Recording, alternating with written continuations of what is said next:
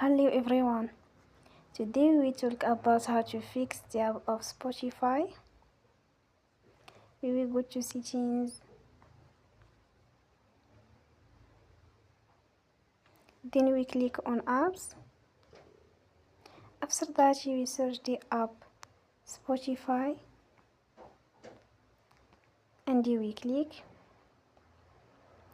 Then you will on for stop.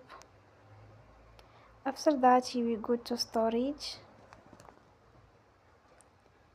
Then we click on clear cache.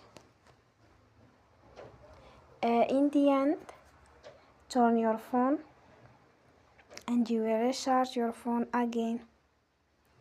Don't forget to support us by like and subscribe.